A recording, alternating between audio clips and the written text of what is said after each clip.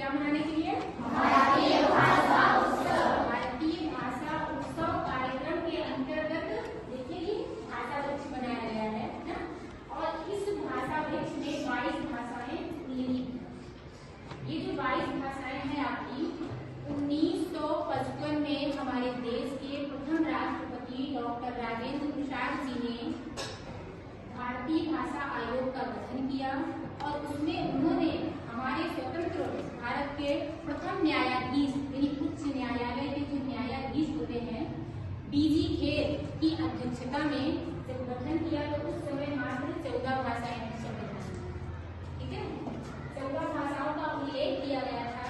फिर उसके बाद 14 भाषाओं के बाद जो हमारी 15वीं भाषा आती है, 15वीं भाषा हमारी सिंधी आती है।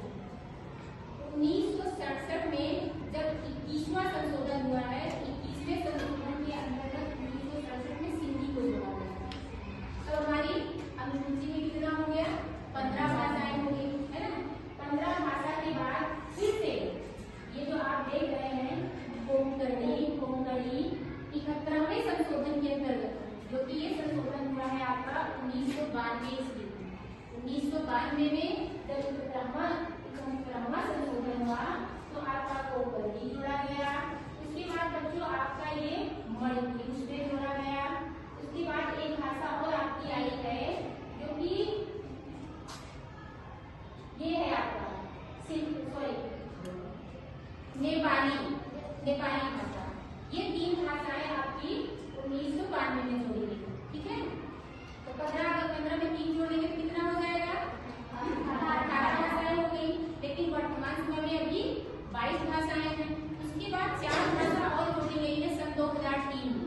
4 भाषा सन 2003 में जब जोड़ी गई तो उन 4 भाषाओं में हमारी आ गई आपकी बोडो आई है और डोगरी आई है। देखिए डोगरी यहाँ पर दर्शाया गया है, बोडो डोगरी। कहाँ है डोगरी?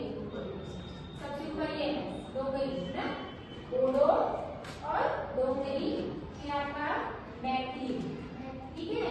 फिर संथाली, बोडो डोगरी मैथिली संथाली। जब इन 4 भाषाओं को ऐड किया गया तो टोटल हमारी भाषाएं 22 हो गई। तो कहने का मतलब ये है कि हमारे संविधान में इस समय वर्तमान समय में 22 भाषाओं को मान्यता मिली हुई है, ठीक है। जो कि आपके सामने ही भाषा वृक्ष का चार्ट लगा हुआ है, आप इसे स्वयं से एक बार पढ़िएगा। देखिए इसमें क्या कहा गया है। हम लोग संस्कृत में जब बोलते हैं तो क्या कहते हैं? नमस्ते नमः। क्या कहते हैं?